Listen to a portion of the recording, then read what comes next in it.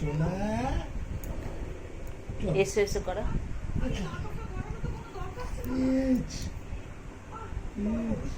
চলো চলো চলো চলো চলো চলো চলো এসো।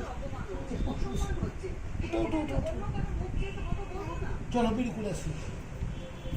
হ্যাঁ এসো এসো উঠো উঠো, উঠো। বাবু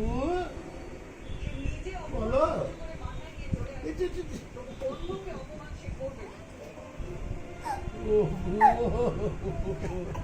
ও গলা উড়ে হয়ে যায়। ও চলো চলো চলো চলো বের করে আসি না উঠো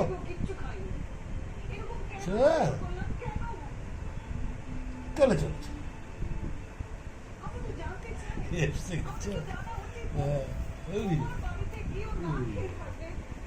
হ্যাঁ গো বের করতে যেতে হবে হুম হুম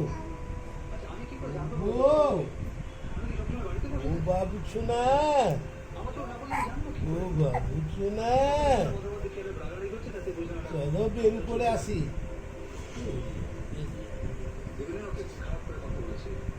চলো চলো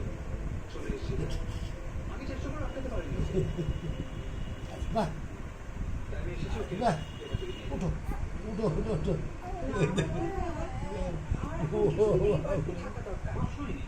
চলো চলো চলো চলো চলো মুখে একবার চুলটুগুলোকে বার করলি হ্যাঁ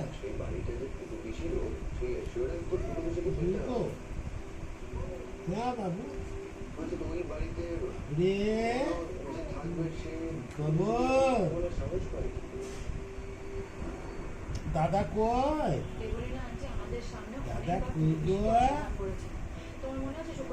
দাদা কই সেদিনে দেবলীনা আন্টি বলে তোমাকে কোথাও একটা পাঠিয়েছিল কারটা বাড়িতে টাকা দিতে কোনো আত্মীয় বাড়িতে।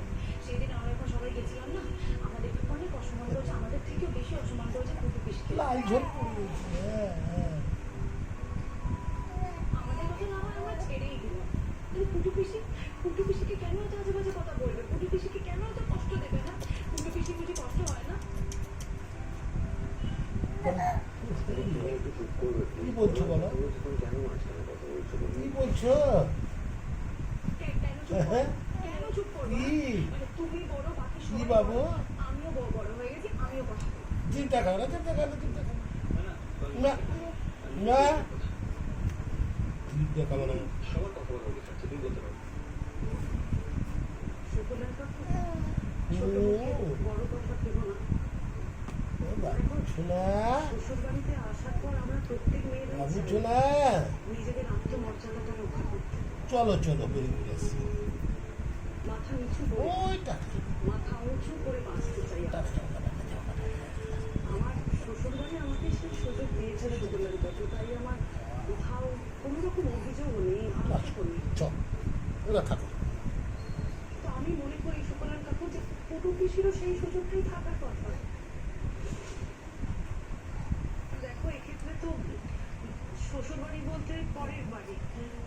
সত্যি কথা বলতে কি তোমার তো আত্মীয় মানে একদম নিকট আত্মীয় বলতে তো কেউ নেই। মুখে দাও হ্যাঁ ঠান্ডা মুখে দাও দেবলীনা আন্টিদের কি তোমার এক্সটেন্ডেড আত্মীয় ভাবো ঠিক আছে, কিন্তু